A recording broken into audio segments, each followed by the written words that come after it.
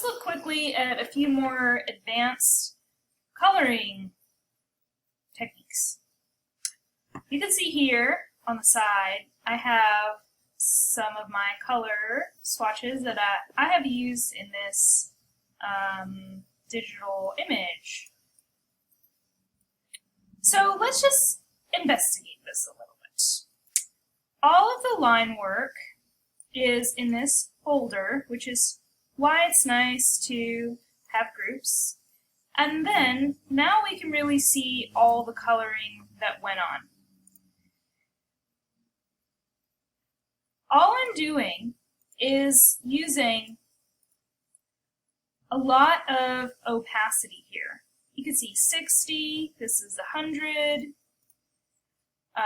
this is 40, this is 50, and it's just solid colors, and they're all have less opacity, so they're transparent. And the building up of that is going to give you these nice looking effects. I've split up my highlights here in this group, and you can see the colors that I'm using for highlights are some whites up in there. Look at the textures in the brushes that are being used. This strong pink color, which is kind of more rich, it's brighter, right?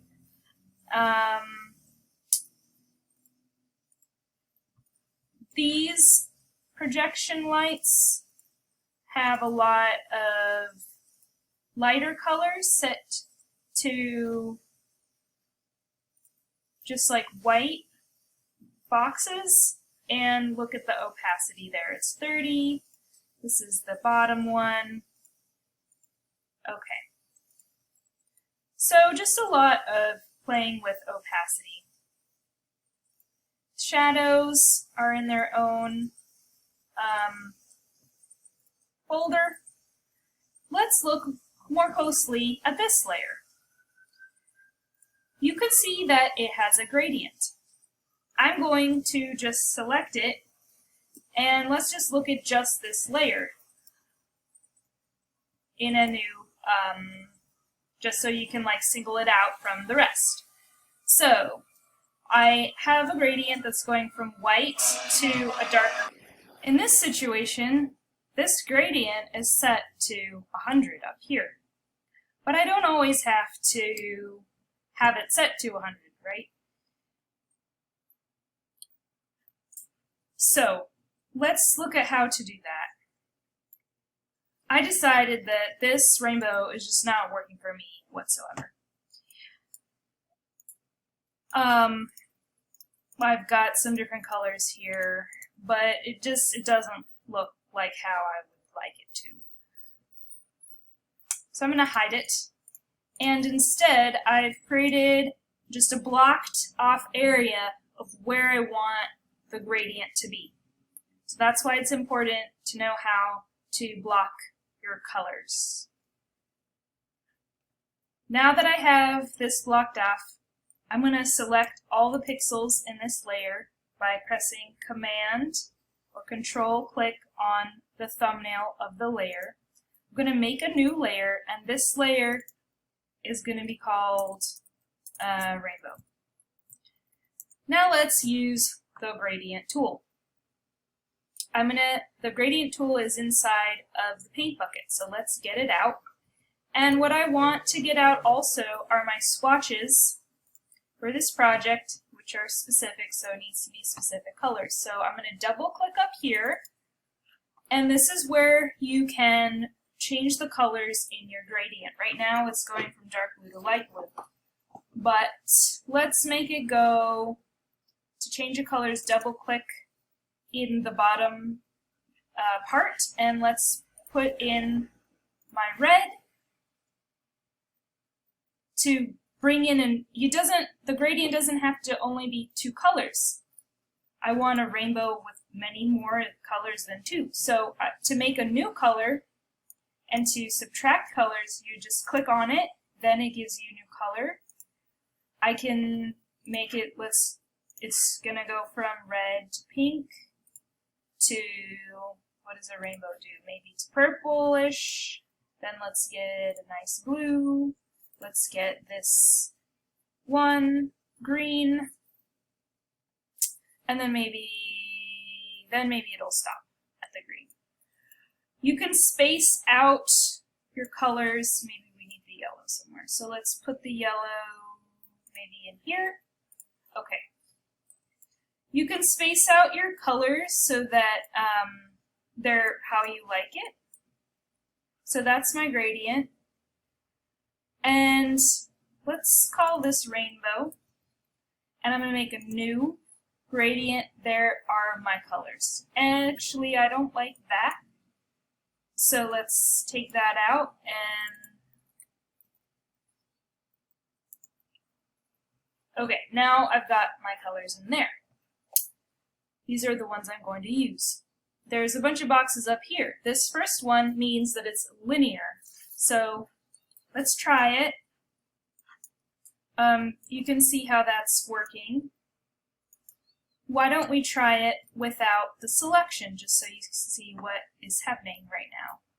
I'm going to put this at the very top on top of everything, and this is what's happening. So this is how to use the gradient. Look at how it's using it linearly.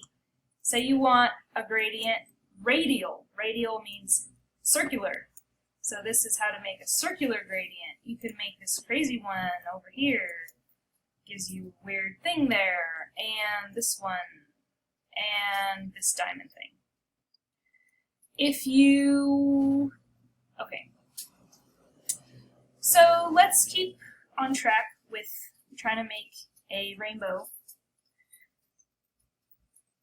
I'm selecting all the layers in there.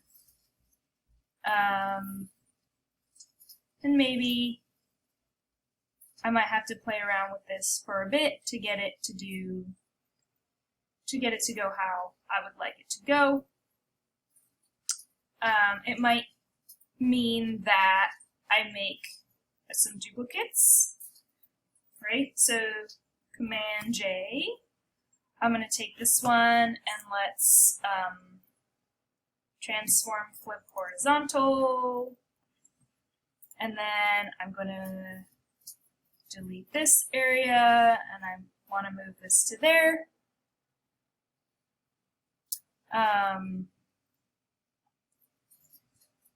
Okay, so that's just a taste of like making some gradients and plugging them in.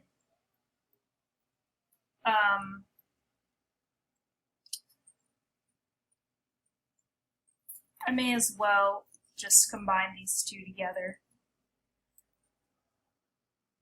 Now let's put this behind everything, underneath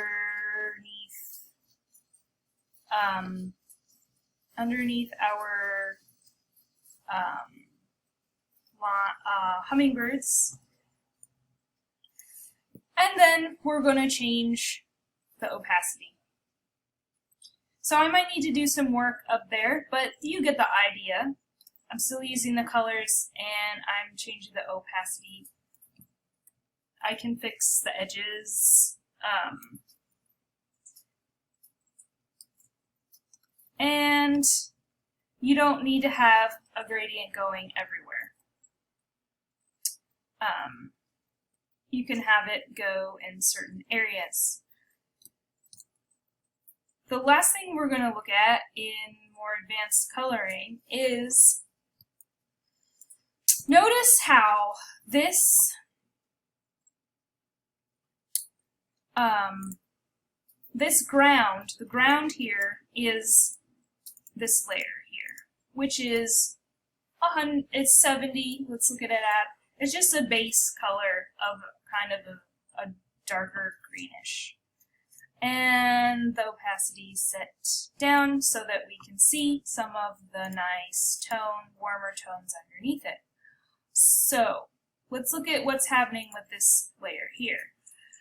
This is a blue, and this blue is set on top of everywhere. but it's being hidden with a layer mask here. Instead of actually deleting these areas, I'm just hiding or showing them with a layer mask. And we can see that in this layer mask, there is actually a gradient in the layer mask. This is the layer mask, and you can see how this looks a little nuts. We've got white to show, black to hide. And that's why we have the gradient, and that's why it looks like it's going from dark, shading dark, and getting lighter on this side, dark to light. That is because of this crazy mask that has a black and white gradient in it to hide or show this blue, which is set opacity 40. So, why don't we do some experimenting with that? Let's show this guy. Let's give it a layer mask, and I want to actually use a black and white gradient here. Inside, I'm in the mask now. So, now you can see you have a gradient that has a mask, and the mask has a gradient in it. We need to use a black and white gradient in order for the actual mask to work. So that's kind of how you might use gradient inside of a layer mask. We can use something that's more radial, and maybe we decide this is too nuts, so we're just going to give it a solid color instead. I'm going to fill it. And now, when I use the gradient tool, it's kind of hiding or showing this green. We can also bring this opacity down a little bit, and maybe this green is not working. We actually should be using our swatches. So let's get the right color in there. And that's how you might use some more advanced coloring techniques using gradients. Gradients can be used on their own layer or in a mask. So now we have this crazy looking globe.